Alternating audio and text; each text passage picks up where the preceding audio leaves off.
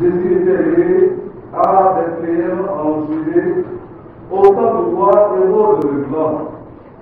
Or, voici que les mages venus d'Orient arrivèrent à Jérusalem et demandèrent: où est le roi des Juifs qui vient de naître? Nous avons vu son étoile à l'Orient et nous sommes venus nous prosterner devant lui. En apprenant cela, le roi Hérode fut bouleversé et tout Jérusalem avec lui. Il réunit tous les ancêtres et les scribes du peuple pour leur demander où devait naître le Christ. Il lui répondit: à Bethléem en Judée, car voici ce qui est écrit par le prophète. Et toi, Bethléem, terre de Juda, tu n'es certes pas le dernier parmi les 7 lieux de Juda, car de toi sortira un chef qui sera le berger de mon peuple Israël. Alors Hérode convoqua les mages en secret pour leur faire préciser à quelle date l'étoile était apparue. Puis il les envoya à Bethléem en leur disant: allez vous renseigner avec précision sur l'enfant. Et quand vous l'aurez trouvé, venez me l'annoncer pour que j'aille moi aussi me prosterner devant lui.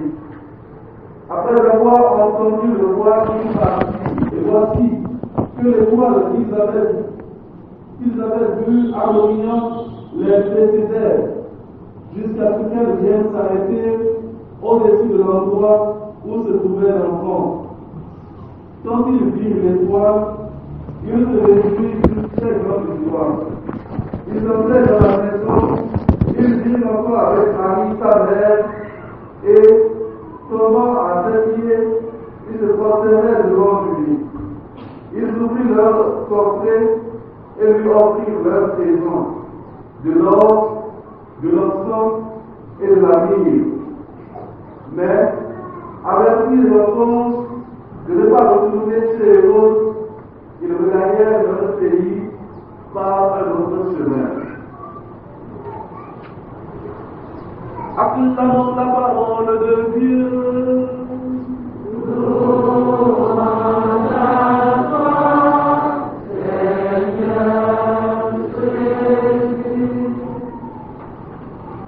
Le Seigneur soit avec vous. Je prie Dieu pour chacun de nous, pour que nous puissions entrer dans l'intelligence des textes qui nous sont proposés en cette grande fête grande, profonde, riche en bénédictions, que nous puissions entrer dans les bénédictions de Dieu, dont cette fête est réellement enceinte pour chacun de nous. Amen. Quel est le résumé de ces textes? Quel est l'essentiel, la parole que nous pouvons retenir dans cette fête? Dieu nous dit ce matin encore, aujourd'hui: j'ai choisi un peuple, je me suis investi dans ce peuple, j'ai investi ce peuple d'une mission. Et aujourd'hui, ce peuple qui est mon héritage, ma part personnelle, ma chose, je suis son Dieu et il est mon peuple. Aujourd'hui, par Jésus, j'accueille toutes les nations de la terre dans mon peuple. Tous les peuples désormais peuvent être mon peuple. Ils peuvent m'appeler leur Dieu et je les appelle mon peuple. Je suis leur Seigneur. À partir de maintenant, comme Israël est mon peuple, et je suis son Dieu. Amen. Tout le monde est avec moi. Tout le monde est avec moi. Tout le monde est avec moi. Tout le monde est avec moi. Tout le monde est avec moi. Soyez attentifs pour que la vérité, la joie qui se trouve dans cette fête puisse nous rejoindre. Voyez-vous, Dieu, après la création, il a choisi Abraham, notre père, et à la suite d'Abraham, les patriarches.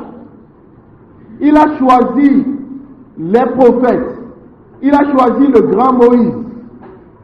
Il a choisi des rois. Il a donné des ordres, des commandements. Il a donné des bénédictions. Il a fait des promesses à ce peuple-là. Israël est vraiment béni. Israël est le peuple de Dieu. Jusqu'aujourd'hui, Israël est toujours craint. Parce que la main de Dieu, parce que les promesses de Dieu sont irrévocables. La main de Dieu est sur ce peuple-là. Il est parmi les peuples les plus forts de cette terre encore aujourd'hui. Il est parmi les peuples les plus riches de cette terre encore aujourd'hui. Et il restera ainsi jusqu'à la fin des temps. Israël est tellement béni. Quand je faisais le pèlerinage en Israël, je dis mais quelle bénédiction! La bénédiction est partout. Parce que c'est le peuple de Dieu. Je dis la bénédiction quand elle se trouve même dans les nourritures. Si moi je dois retourner en Israël, c'est pour aller manger. Non, mais la nourriture est tellement riche en bénédiction. Les herbes, les ceci, les viandes, les pâtes, les... Je dis quel peuple! Et leur terre, leur végétation, ce peuple est béni. Et aujourd'hui, Dieu nous rappelle que toutes ces bénédictions et toutes les promesses sont accomplies en Jésus son Fils. Et il a béni le peuple et il veut, pas qu'il veut, il ajoute bénédiction sur bénédiction avec la naissance de son Fils. C'est-à-dire, il dit maintenant, je comble mon peuple, je donne tout, je donne le maximum, je donne tout ce que je peux donner. Il a donné tout ça à ce peuple. C'est justement ce que le prophète est en train de nous raconter dans la première lettre. Il dit, debout Jérusalem, resplendiez, brille de mille feux, sois glorieuse, sois lumineuse, sois resplendissante, parce que la lumière est venue vers toi, la gloire de Dieu est descendue vers toi. Il dit, ce qui s'est passé à Noël Israël, est-ce que tu comprends bien? Dieu est venu s'asseoir désormais sur la terre et sur la terre d'Israël en Israël. Dieu a quitté son trône pour venir s'asseoir au milieu de toi. Il dit resplendis, ça veut dire sois heureuse, parce que la gloire, la puissance, l'autorité, le pouvoir, tout ce que Dieu a, il te l'a donné. Il dit frémis et dilate ton cœur. Je ne sais pas, même avec le cri que je suis en train d'émettre là, je ne suis pas encore convaincu que je suis en train de vous convaincre. Il dit, des richesses afflueront vers toi désormais. Il dit, de l'encens et de l'or, les nations viendront vers toi. Il dit, désormais Jérusalem, tu ne seras plus petite. Étends-toi maintenant. Étends-toi désormais. Allons tes cordes, déplace tes piquets. Parce que tu ne pourras plus te contenir. Parce que Dieu te bénit en Jésus son Fils. Ça, nous ne devons pas dire Amen. Pourquoi? C'est d'abord ce qui est réservé C'est ce que Dieu a fait à Israël. Maintenant, nous autres, que l'Écriture appelle des oliviers sauvages, les païens, c'est ici que nous devons dire Amen. Les païens sont venus entrer dans le peuple. Désormais, nous sommes des Juifs. Nous sommes des héritiers. Désormais, dis avec moi, je suis un Juif. Je suis plus que Juif. Et pourtant, ça n'apparaît pas dans ta vie. Dieu fera qu'une semence nouvelle de sa grâce viendra encore et encore féconder ta vie. Parce que quand tu touches un juif aujourd'hui, c'est un problème diplomatique, c'est un problème international. Tu ne peux pas. Et pourtant, nous, il faut prendre des suspensions. Nous sommes dans ce peuple-là. Et le Dieu d'Israël est devenu le Dieu des nations. Comment ça s'est réalisé? L'Écriture, l'Évangile nous a présenté la visite des mages. Les mages sont les représentants de toute la terre, de toutes les nations.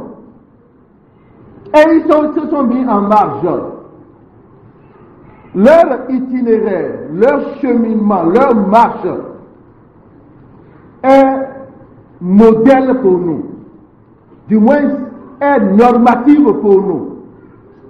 Pour rejoindre le peuple de Dieu, pour faire partie du peuple de Dieu, pour rencontrer le vrai Dieu, nous devons les imiter. Et leur marche et leur recherche, voilà, ne s'est pas fait en dehors de ce qu'on peut appeler des médiations. Il y a des médiations matérielles, il y a des médiations humaines. Le Dieu que nous servons ne se trouve pas immédiatement. Il propose des médiations. Et le médiateur suprême, c'est son Fils. Et ensuite, il y a d'autres médiations dans l'Église. Nous avons des éléments matériels avec la bénédiction qui sont porteurs du pouvoir divin. Et l'Eucharistie que nous avons est aussi une médiatrice en tant que le vrai médiateur. C'est-à-dire notre Dieu se cache derrière quelque chose. Mais c'est lui qui est là.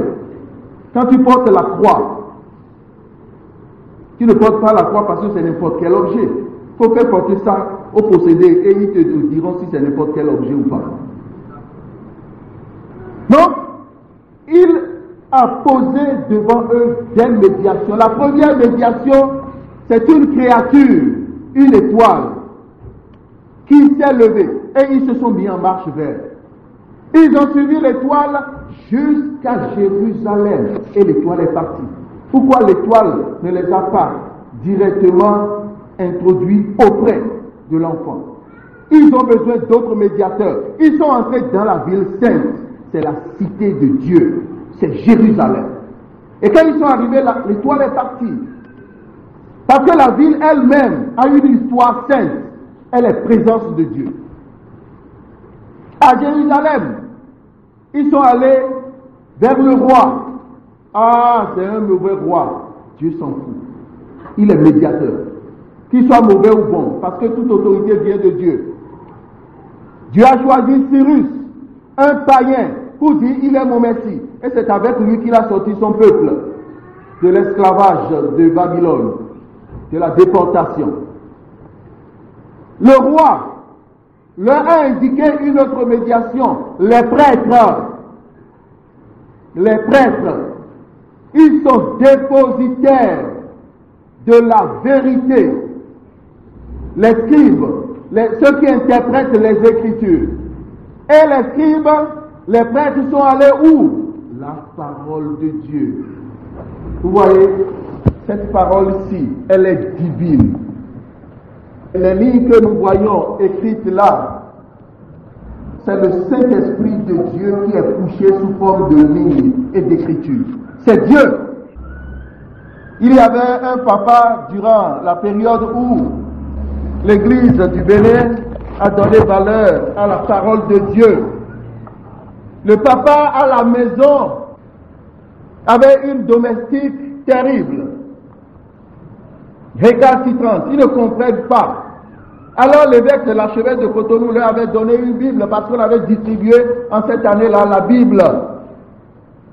Le papa exténué, ne sachant plus quoi faire, un matin durant la prière, il prend la Bible et dépose sur la tête de l'enfant. Je dis, c'est Dieu qui est couché ici, sous la forme d'écriture.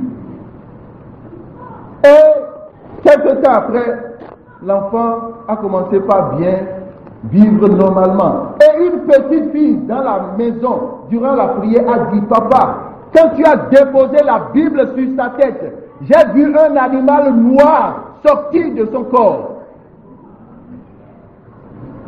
Ici, il y a Dieu. Ici, dans cette parole, il y a Dieu. Dans cette parole se trouve couché Dieu.